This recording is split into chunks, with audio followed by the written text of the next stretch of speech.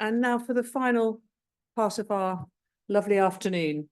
It gives me great pleasure to introduce Professor Torsvik, whose talk is entitled Linking Surface and Deep Processes.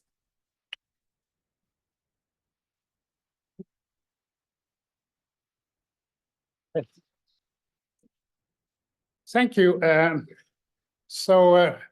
As the president said earlier, I've been around in this business for about 45 years. I had to read actually, and I've done many things, so I actually had to read the citation very carefully because I wanted to talk about something actually was in the citation. So that's why the title. I actually don't really work with these things. I think about them now and then, but I probably did I would say the last original work on this myself, 2014, which is 10 years ago. I've written a book on it afterwards and various reviews, but it's more incremental. So it's, as you can see now, I'm a director of something called Center for Planetary Habitability, where we ask very different questions. Why are we here? Are we alone? Obviously, not tonight, but are we alone in the universe? So it's more philosophical, existential questions than these. So I'll really talk about something which probably preoccupied for about 10 years, from 2004 to 2014. So it's about a 10 years period. And this is just a cartoon actually of a Kimberlite from De Beers. I noticed De Beers have an office just a few streets away here. And so I'll show a few things. So I'm a magnet. I actually came from the Navy. I thought I'm going to be a great career in the Navy officer. So I learned how to navigate boats. When I got tired of that, when I joined the university, I thought, why not navigate continents instead of boats? And you can do that by using the magnetic field. Okay? Most of you are using a compass. You normally care where is north and south. You don't really care about the dip of the magnetic field, what we call inclination, but that's what we use to reconstruct the continents in latitude. So if we have a volcanic eruption on the equator, this dip is flat, and I can go and drill these rocks and put them in a laboratory, and I see if the inclination is very shallow, that this continent or volcano must have been formed on the equator. And I can do that for my favorite Baltica. So you can see how Oslo today is 60 degrees north. So for instance, at around 300 million years, we had actually, there was the word of supervolcanoes there. We had a supervolcanic eruption or a large igneous province erupting in the Oslo area. And if we study it paramagnetically, we see that they're very low inclination, meaning Oslo was in the tropics, much better climate than we have now. And if we go back in time, you can see Oslo was in the southern hemisphere, highly rotated, and it's been moving northwards and up to today. So we can use this geometry of the magnetic field to, but you see, I don't have any longitudes on here. It's just in the latitudes. So between 2004 and 2004, I was preoccupied with longitude. How on earth can we make paleoreconstruction with longitude? We can do it from the oceans, where we have hotspot tracks and so forth. We can do that back to about 120, 130 million years. But if we go back in time, and this is probably one of the most lovely books I ever read about the longitude, when there was a big prize, who can figure out longitude? And, he used a clock, which wasn't that popular. So it took a long time before him. I mean, he might even die before his kids got the money for winning this prize. So the problem is longitude, because if I'm on let's say a latitude in Oslo, it doesn't matter in longitude where I am, this dip of the needle will be the same on the entire meridian. So we have no longitude. So that's part of the talk. But before I go so far, I talked about the credits I was giving for doing paleoreconstructions, and this is kind of the easy part of the talk. I came to Oxford by an accident in the 80s. I was supposed to go to University of Leeds, but the professor then moved to Oxford, so I got upgraded from Leeds to Oxford, which was great. And I met a very ambitious postdoc there in my life, a guy called Alan Trench, and we produced an enormous amount of papers in Oxford. And we decided for every study we do, we're going to get 2 papers, one long one, boring documentary, and one with the headlines. And we did that. So this is one of the first paper we had, and we had this thing called Gondwana, and I have a starter. This is where George of London was 480 million years ago. So you can see what we call Avalonia. We was so southern Britain and southern Ireland was part of Africa or Northwest Africa.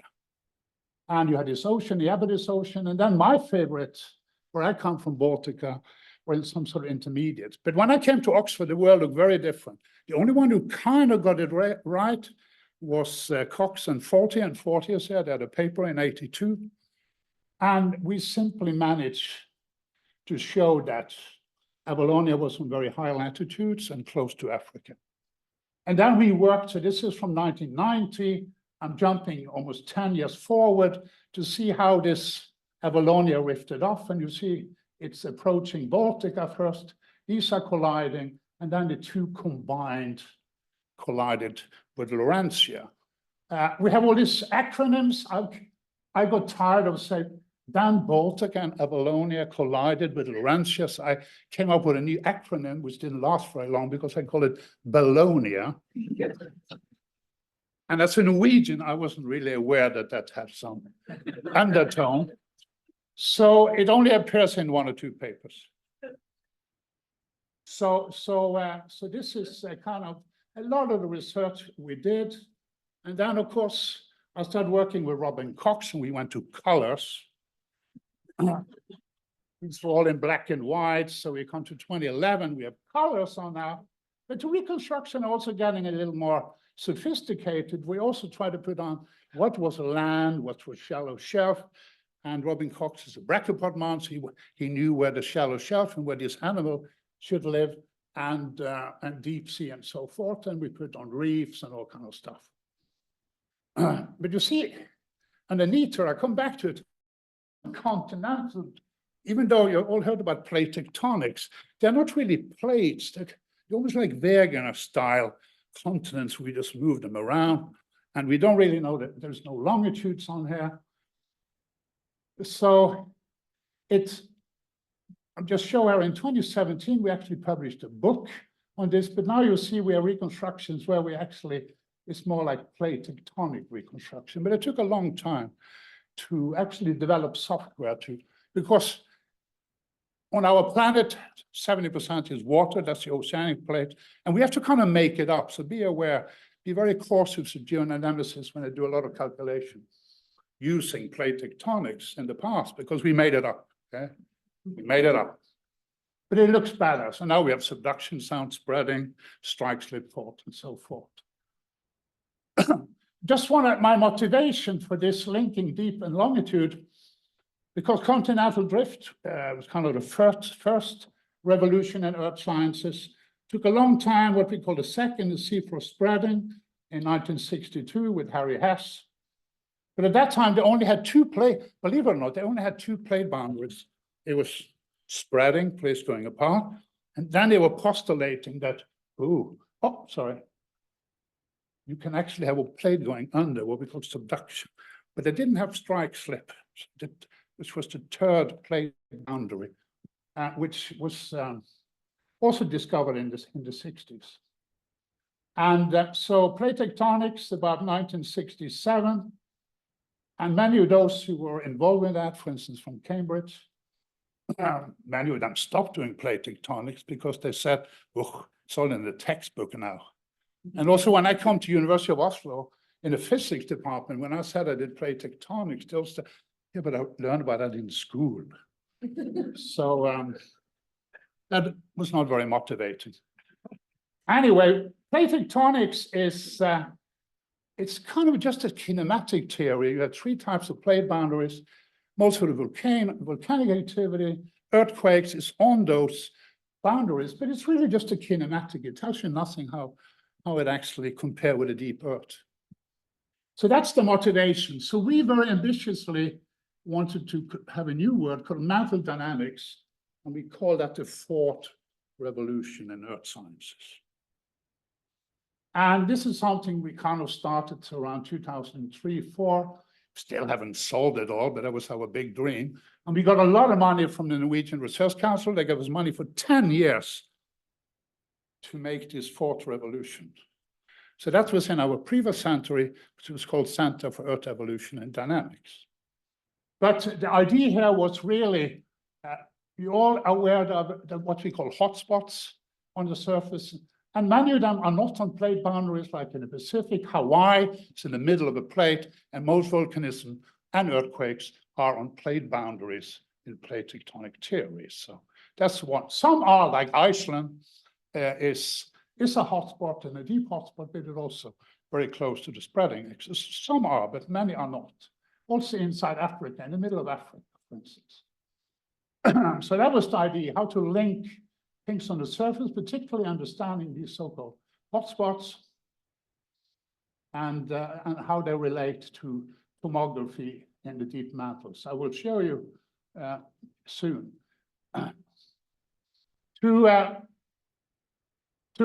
One thing we wanted to do was to also look at large igneous provinces, or call them supervolcanoes. My colleagues do not like that word supervolcanoes. They found them a little childish. We should use large igneous provinces. And but to reconstruct, hotspot is something, a phenomena operating today, but to reconstruct these large igneous provinces, you need an absolute plate reconstruction frame, and we need longitudes. And this is very challenging before the Cretaceous. So there is about, for the last 300 million years ago, there is about 30 of these. And there was a question earlier when if you really want to know when is the next one of these supervolcanoes, they are rare, luckily. There's only been 3 or 4 in the last 60, 70 million years. But to give you an example of a real disaster, Siberian Traps is 252 million years. If that erupted in Oslo today, where I live, it would cover the entire country with 5 kilometers of the soil. So it would be very, very disastrous. So just to give you an idea how bad these things can be. But anyway, I'm going to look into how we can reconstruct them. So to try to figure out, many with hotspots in all these large igneous provinces say they were plumes, deep plumes, who were sourced deep in the mantle. And if we look at seismic tomography now, this is at the core mantle boundary at about 2,900 kilometers. And what you can see here, beneath Africa, you see this, I normally call them the red blobs, but they have a very tough acronym, large low shear wave provenance, or LLSVPs. But if I call them red blobs, it's easier. And my colleague, Kevin Burke, and we'll come back to what he means by these. They're named after famous people, but the acronym actually tells you something. So instead of the African, they call it TUSO, and Pacific is Jason. And these are equatorial centered, and they're almost antipodal, 180 degrees. So when you see them in red here, they're slightly lower shear wave velocity to about 3%. So this, and most people will agree, this is what the Earth looks like today in the deep mantle. And this model is actually taking 10 different authors and average the model. So it's a model based on 10 different studies. And so we all agree, but this is a kind of a diagram type which Taras, Gary, and ETH like to show, is that if you come, we have a lot of direct data in very young time, but if you go back in time, you go to rock record only go to about 4 billion. The oldest sedimentary rock is 3.8 billion. But you know very little about the deep when you go back in time. Some of the things I was intrigued with, we all agree you have them today, but how long could I be in there? Could you be some sort of really long-lived feature? So, and also the origin, how stable are these origin stability? We're still arguing what are they. So if you ask me later, what are they? I thought I knew 10 years ago, but after reading the most recent literature, I'm not sure any longer. I'll come back to that, but so this is kind of the starting point. But the point is, if we look at hotspots on the surface or our reconstructed large igneous provinces, how on earth do they show any relations to this thing in the lower mantle? So if you look at hotspots, which wasn't really our prime, because there are catalog of hotspots and many of them are not deep. There are catalog with 70, 80 of these, and some of these are not something which comes from the deep mantle. So a breakthrough is a paper by French and Barbara Romanovich, and she got the medal a few years ago.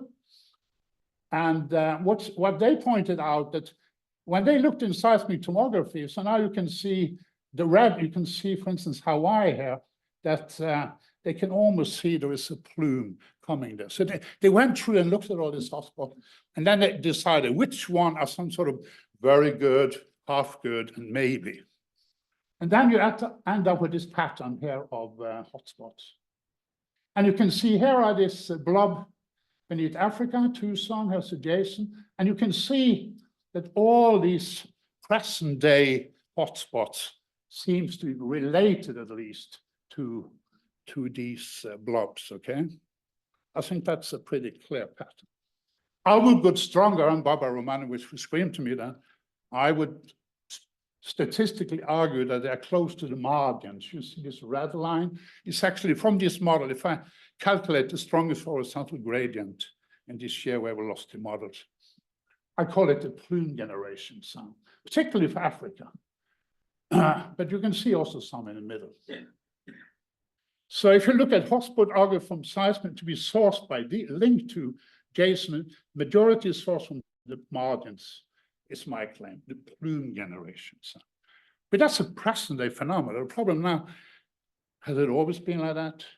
And then we have to reconstruct these supervolcanoes. And to do that, we need to do reconstructions. So again, here's just a map of some of these large igneous provinces or super. What I've done here is simply, we have to sometimes guess where was the center of these things. Some of them are huge overview. So we just kind of, some of the guesswork exactly where the center, and then I just reconstruct these centers, okay? And back to about 120, 130 million years, we can actually do that from hotspot tracks. Like we have the Deccan traps, it's about 66 million years in India now, but we can fall, it's a little complicated, but it comes from the reunion hotspots somewhere here. And then there's been a number of ridge jump and so forth, but we can pretty much reconstruct the Deccan traps back in time. And we can do that with others. So if I do these large igneous provinces, which we can reconstruct from hotspot tracks or what we call hotspot models, you can see, so Deccan, for instance, but you can see all the African ones here. And I think you will agree are more along the margins in the middle, okay? I think that's a pattern. But there's a number of people who are not happy with this. There's been statistics saying you could equally be in the middle or anywhere on the planet. But when I see a pattern, you know, I don't really need statistics to look at this. But people are actually seriously questioning this from a statistical. So then we have to do a statistical showing, I think this is better than in the middle. But there are various reasons. And also you see for the Pacific. So this is the pattern you see. So, so all but one, there is one anomaly, it's actually I've hidden it beneath the figure caption. It's the youngest, it's the Columbia River basalt, but I had to put a figure caption somewhere. But at least I'm honest, it's the youngest, 15 million years. It is actually one of the smallest. It's only 160,000 square meter. And when they made a classification, what is a large igneous province? It had to be bigger than 150,000 square meter, because then you got to Columbia River basalt in. Otherwise, it would have been out. So, so these are all reconstructed with moving fixed hotspot. But now it's very complicated to do. We develop a technique to how we're going to do this longitude. And it's kind of an analytical trick. When we do this plate reconstruction, we normally rotate them to some continent. Americans, for instance, rotated it all to North America, and they made what they call apparent polar wonderpart. And when you reconstruct the world, and everything will be on a different longitude. Okay, so the idea then, try to find a continent you think has moved the least in longitude. It's not very. It is a dirty trick, but that's what we do. Okay, or analytical trick. So Africa is a good candidate. I'm not going to go into it. We know from this hotspot, if I take a point in Africa, so here's today, we know from this hotspot reference frame, it is moving a little, but then we just said, okay, since we don't know, let's assume Africa is semi-stable and see what's happened, okay? So to build this model, we use moving hotspots, we use paramagnetic. We can only do these things back to Pangaea, because Pangaea supercontinent formed about 320 million years ago, and we can connect it in a reasonably way with plate circuits. So before that, we need other ways of doing it. So I'll dwell on that in the end. So and then we have something even more complex for you, true polar wonder, because it's not only plates moving, we also have all the plates and the mantle are actually slowly moving with respect to the spin axis. It's called true polar wonder. And it's happening right now. You can measure it geodactically, and it's about 10 centimeters per year. So this is not trivial. Okay, some people reject true polar wonder as a phenomenon, and I tell them you can measure it today. Okay, and one way of figuring it out is to. So here's a reconstruction from 250 in blue, 200 in the underlying color, and what we do, we try to find an underlying, if we see a rotation of the whole thing, we can figure out what that underlying rotation is, and we have to correct for it. But it turns out not to be much higher than today. Here is 10 degrees. If you go back in time, you can see it oscillating up to about, it's kind of oscillating, but the oscillation is actually not more than about 10 centimeters per year.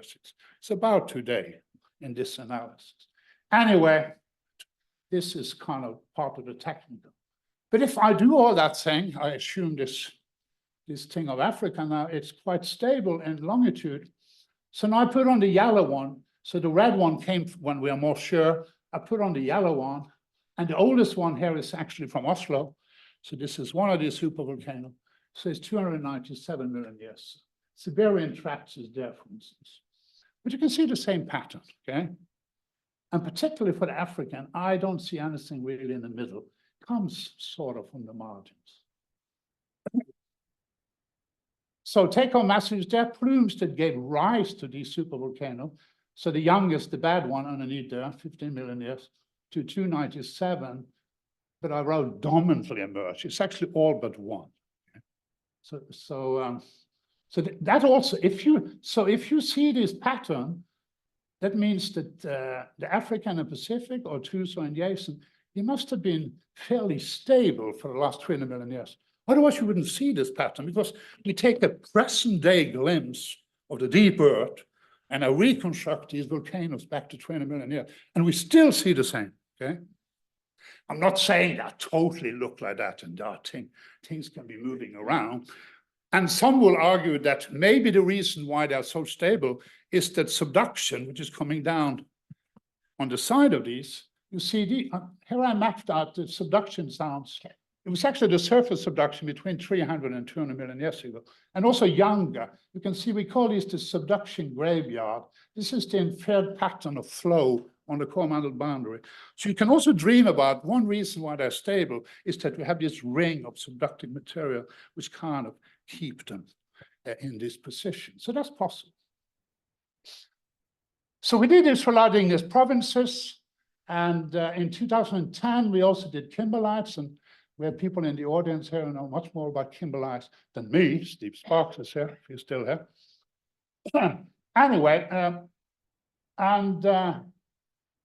so this is just an example. You don't want to be around when this happened. This is a big splash. They come very fast. Some talk about 60 kilometers per hour when when they're ascending, and it's a splash of CO2 and water. Luckily, we haven't, I think the youngest is about, there's one young, I guess, about 18,000 years or something. But you don't want to be around when these things. I just want to show, I'm not going to go into all the details, but if I show some reconstructions, the top one is 200 million years and 130 million years. And now this red line is now this margin of this red blob. You will see that what we have as kimberlites here, in this 200 million years, kind of also along the margin. And we also have a lot of igneous province camp at that time. If I go to 130, you can also see this pattern. So this is on a plate reconstruction, a full plate reconstruction. There is also a number of lips there, but you see the kind of, but it's not, with the kimberlites, that pattern there is not as straightforward as with the lips. I would say maybe 80% of this would confirm. There are clear anomalies. So that's something we have to sort out. So there could be other ways. So just to kind of summarize, so here I'm just doing some sort of schematic of these blobs. They're antipodal, Tuso and Jason. Above them was also slightly, we think these are both warmer and denser. And also, if you look at photography, also the mantle above them are slightly warmer. So we get a high geoid, which we can measure from the gravity field. And then we think we have these plume generation sounds, which are actually probably triggered by slabs which are sinking very, very slowly. You can see here. So this is actually based on work also from some in the audience, Douwe Vandermeer. I've given you two scale here. If you think about subduction in upper mantle might be in 5 centimeter per year, but it could stagnate in what we call a transition zone. Very few of them actually go straight through. See that in the Marianas. But a kind of time frame is about 240 to 200 million years. So that's the time, very slow process getting this thing in. So, and our idea is that these are crawling along the core mantle boundary, can create some thermal instabilities, and then you can generate these plumes, which can explain a lot of igneous province and most of the kimberlites. The ascent speed here is about 10 centimeter per year. That's what we calculate, but in most models, that could be actually much slower, maybe 5. 10 centimeter per year means that to go from here to there is 30 million years, so that's quite fast compared to. So this is the kind of what my co-worker Kevin Burke said. This is the planet I live in. So I just call it Earth here for a while. I call it I call it the Burkean Earth because he didn't accept any other models than this. So I actually wrote a paper where I call it the Burkean Earth in honor to him. So that's where it came from. So this is, so in some way, we can then kind of explain some of this hotspot igneous province, which are not related to plate tectonic alone. They're kind of in the middle of plates, many of them. In some way, there is also some sort of link that you have subducted lithosphere, they restore mass to the mantle and trigger the return toward the surface. And I've highlighted what's important. But on the way up, they can also punctuate plate tectonic by creating new plate boundaries. And that we see in the Pacific in a big way. When we had this, you had one large plate, and for instance, on Tongyava, Nue, we call it, it went into 3 different plates. So these can punctuate plate tectonic. So now you see some interaction, from my point of view, in the Burkean Earth, but not everyone agreed to that. But that's how it is. The question, what they are many now, more and more. Originally, we thought a lot of this stuff was maybe something primordial. I think that could be, but a lot of the top might be recycled oceanic crust. Some think they're only recycled oceanic crust, which is just moved around. So that's where the status. Some years ago, we also speculated some of this could be some sort of segregation of iron-rich perilytic chromatic material. We even wrote a paper it could relate to the moon forming event, paper I actually disagreed with. I hoped it got rejected, but it didn't.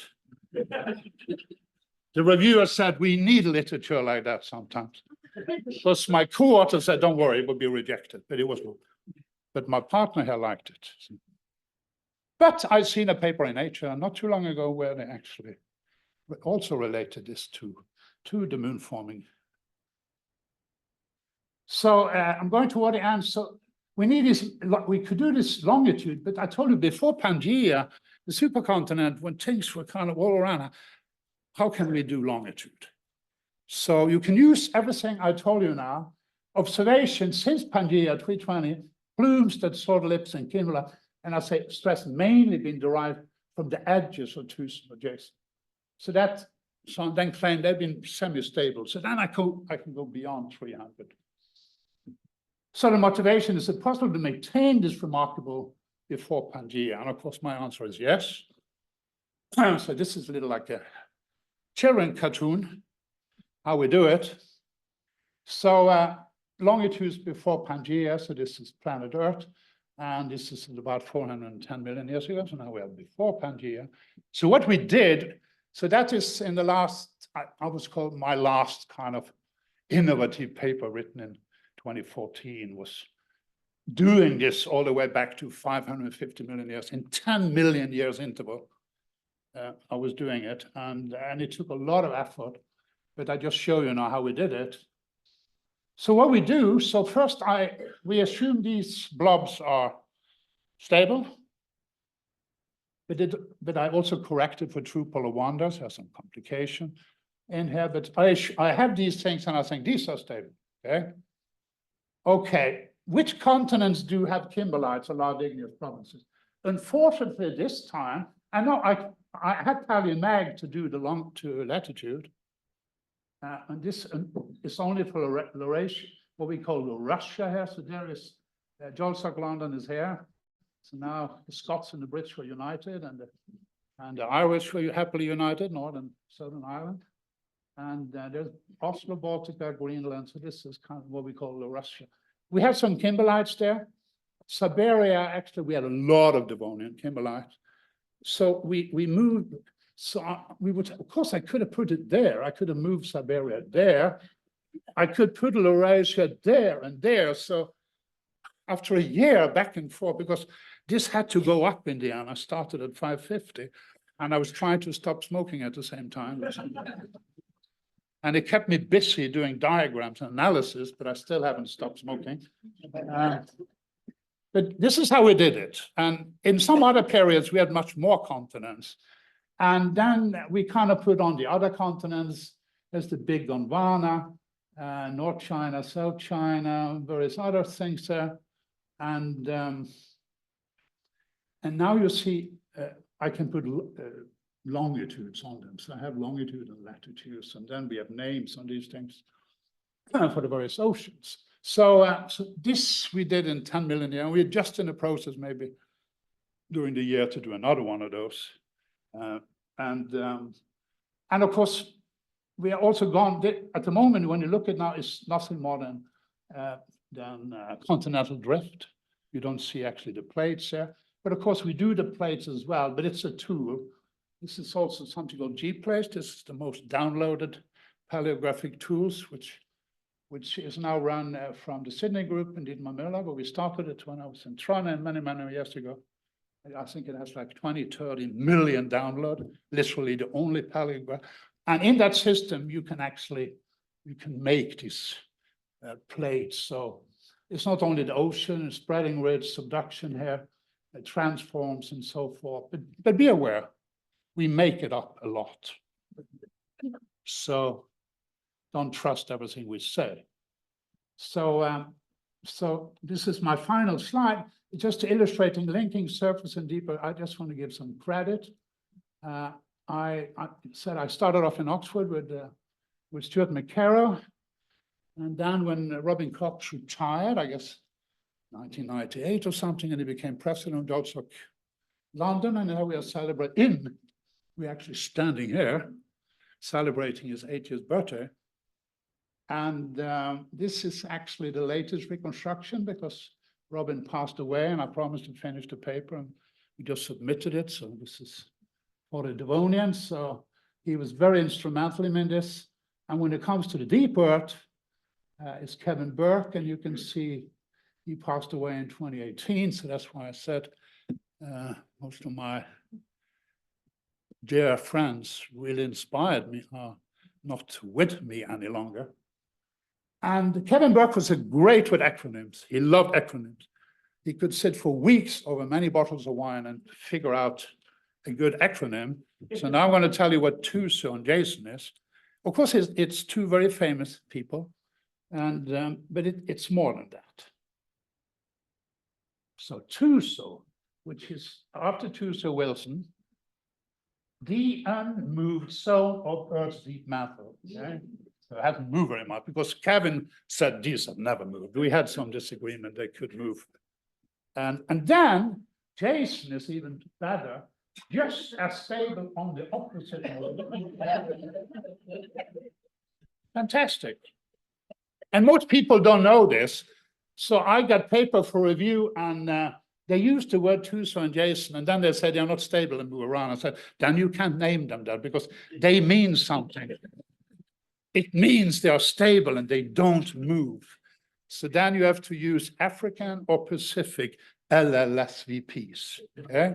So, and then I just want to thank in the end Colin McNichol and Nick Kushner, which I learned proposed me for this medal. So thank you about that. And of course, the Glasgow Society and the press. Huh?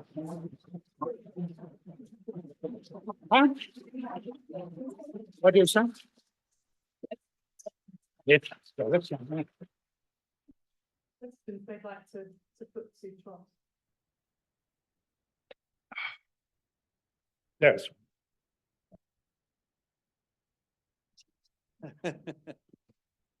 So John, you make the case that the plumes sit around the edge of TUSO and JASON. I'm sure there's some statistical argument there, but there are some of the northern JASON is rather lacking in plumes. So why are some edges of these regions non-productive? That's what you mean. They are not distributed. Yeah. So around TUSO, you've got a plume all the way around. Yes, and particularly in the south. And I think this is if subduction is the trigger. Yeah. And in the around Tristan and Keguel, and these are probably about 70% of all 70% of all allowed igneous provinces. And you know, also around if you talk about kimberlites in the Kalahari, it's 80% of literally of all the kimberlites on the planet, which has been dated. And these area you can show has a subduction network to the south of them, which has been, and the problem, of course, if we're going to figure out what caused something to happen at 300 million years, I have to make a map 200 million years plus, maybe 250 million years before to reconstruct, to see where were the subduction system. So it's not easy to prove, but the only sensible, if subduction is the trigger, the reason why you find more of them in places is that you had some sort of a stable subduction system who triggered them from these margins. Yes, and there are also others saying that these TUSO and JASON, I think when you look at the statistics, particularly allowed igneous provinces, the other thing with hotspot is that there is also an advection in the mantle. So depending on how fast this thing come up, if you have a strong mantle wind, they will also be diverted when it comes to the surface. And we did a paper on that in 2019-20. And that's the reason why I say I need these hotspots to come up in 30 million years around. If I give them more time, and if you start advecting this tomography model, you won't see that pattern you see. So some of them on the surface might be not on the margin because they've been advected either inwards or outwards. But there's still a lot of work to be done on that, but not by me. I'm doing other things. The other possibility would be that you haven't looked hard enough in those areas, or there are igneous provinces that don't meet your 150 1,000 square kilometer criterion, but there's something there Yeah. that isn't a lip, but it's Yeah, and magnetic. of course, this criteria is even Ernst, who wrote a book about this, stresses this criteria. But if you look in his table, there's some dike and somewhere in a nap somewhere is in the catalog of large igneous provinces. So, but you have to have some rules, okay? Some of them are not even dated. Well, if you're going to call them large, we need some little, and of course you have subducted ones. I'm actually doing, though I say I don't really do this now, I am doing with Chinese workers, because they have found a number of large igneous provinces in the Tibetan plateaus.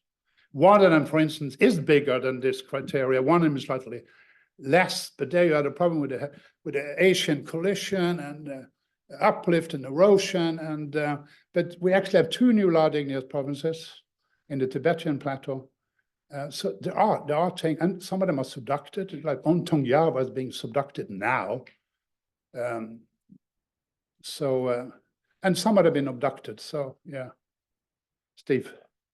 I I wondered, what are Tuzo and Jason? They've been, you're very convincing that these have been very stable features in the Earth for a very, very long time. But Yeah.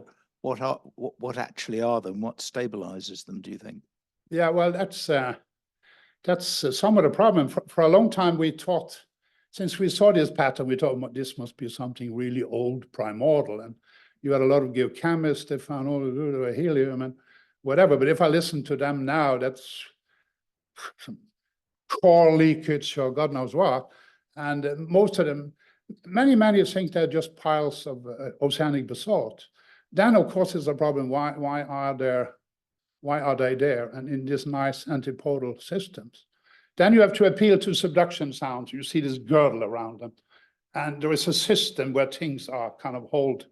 But of course, then you can only say it works to Pangaea 300 million years. And if you go beyond that, I think many people who works in this they're kind of happy what I'm saying, that these might have been stable for 200 or maybe 200. Not everyone thinks they are from the margins. What I like about a margin, because then it makes sense. How do you trigger them? If they come from the middle or randomly in there, then I find it hard to trigger to get something coming down or and create some thermal instabilities. If it's just sitting there and bubble and some sort of plumes comes, I ask, how is it? Well, then they need to be stable, sitting there for some unknown reason and just bubbling away, because they talk about plume clusters and this and that. But then I cannot link it to. I like this saying that there is an interaction with slabs going down, and it's you can make some sort of understandable geodynamic scenario that actually comes mainly from the margins. Okay. Yeah. But I have to say, a friend of mine wrote a book about anorthosites, the only one on the planet. When he went to a meeting where the expert talked about anorthosite 10 years later, he said, I had 3 questions in my book. Now I have endless questions listening to the more recent research. So we'll see. We'll see. I don't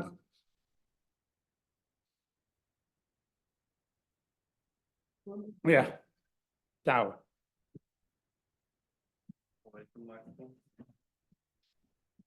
Hi, Trond. So jumping ahead to your current job, where you look at other planets, where obviously in our solar system, we're the only planet with plate tectonics or mantle dynamics as such. But if you look at Mars, for example, we do have hotspot volcanism. So do you think there's a possibility that in the future we'll be looking for kimberlites and diamonds on Mars?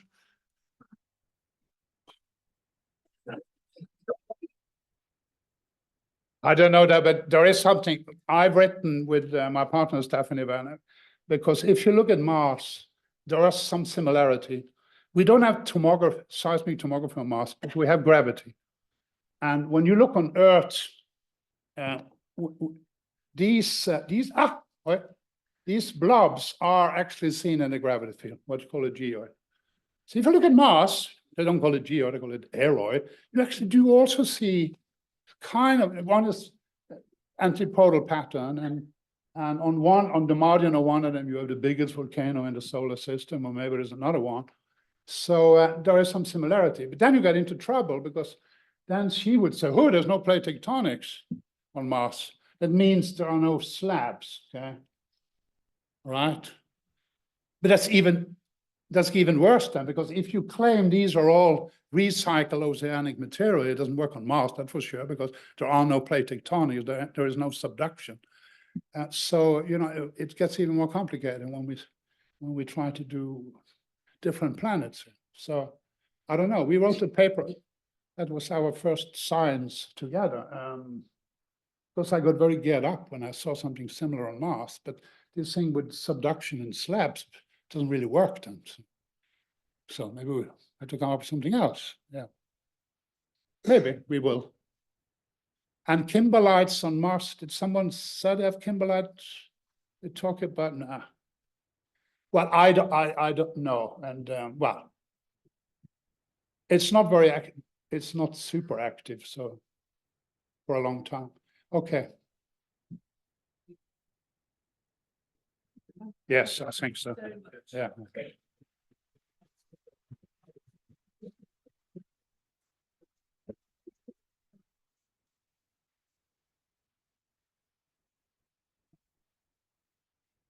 Thank you very, very much, Trond. It's been a really wonderful afternoon. Before we end and continue the celebrations over a drink, I'd just like to make some thanks. I first of all want to thank the award and medal winners for inspiring us with all their achievements this afternoon. I'd like to thank those who nominated them.